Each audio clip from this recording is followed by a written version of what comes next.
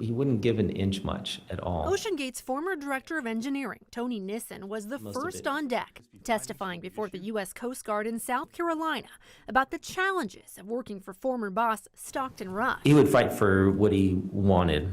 Most people would just eventually back down from Stockton.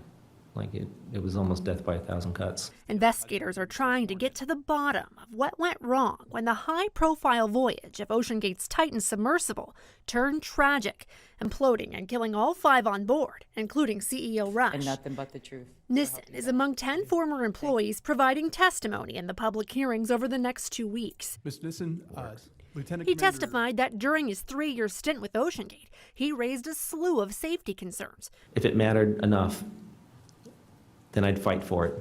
He wasn't with the company when the Titan took its fatal dive to the Titanic more than a year ago. He says he was terminated after he refused to sign off on letting the Titan make a dive to the wreckage years before the implosion. I stopped the 2019 Titanic dive because the data, the instrumentation that I put on it wasn't good, and I was fired for it. Before the tragedy, OceanGate had been accused by industry experts of skirting safety measures. And today, the Coast Guard revealed a new timeline showing OceanGate experienced equipment failures during the Titan's development more than 100 times. The Coast Guard also shared an animation of the final communication between the Titan and its mothership, the Polar Prince. One of the last messages from the Titan, all good here. In Seattle, Taylor Mearfundereski, King 5 News.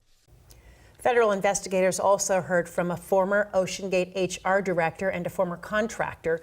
24 people are scheduled to give testimony over the next 2 weeks, including engineers from Boeing and the University of Washington.